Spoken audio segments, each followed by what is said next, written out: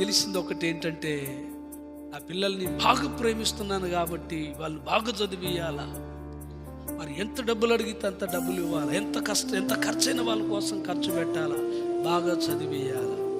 ఇదేనా ఒక ఆత్మీయుడిగా, బైబిల్ తెలిసినటువంటి వ్యక్తిగా, బైబిల్ చదువుతున్నటువంటి వ్యక్తిగా 10, 15, 20 సంవత్సరాల నుండి మందిరానికి వస్తూ వాక్యం వింటున్నటువంటి వ్యక్తిగా ఆత్మీయ పరిపక్వత ఇదేనా నీ జీవితంలో ఉంది?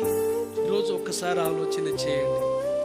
దేవుని బిడ్డలారా, వాక్యం తెలియజేస్తుంది. పిల్లల్ని కాదనాల్సింది పేరెంట్స్కి లేదు జ్ఞానం, పేరెంట్స్కి లేదండి తెలివి లేదు. 11, 12 సంవత్సరాలు దాటితే ప్రియులారా రక్షణ అవసరం పిల్లలకి. ఇద్దరు పిల్లల్ని అడిగితే అంటున్నారు, నాకు ఇష్టమే కానీ అయ్య గారు, మా మమ్మీ మా డాడీ వద్దంటున్నారు, వాళ్ళకి ఇష్టం లేదన్నారు. నేను ఆ మాట విని అవాక్కైపోయాను. అదేంట్రా, ఎందుకు వద్దంటున్నారు ఏంటంటే, ఏమో మాకు తెలియదు అన్నారు. నేను మరలా చెప్తున్నా, వాడు చెడిపోయిన తర్వాత వాని భవిష్యత్తు గురించి నువ్వు ఎన్ని కలలు కన్నా ప్రయోజనము లేదు.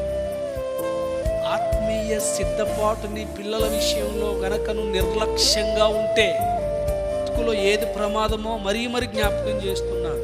ఆస్తులు పోయినంత ప్రమాదం కాదు, సంపాదన పోయినంత ప్రమాదం కాదు.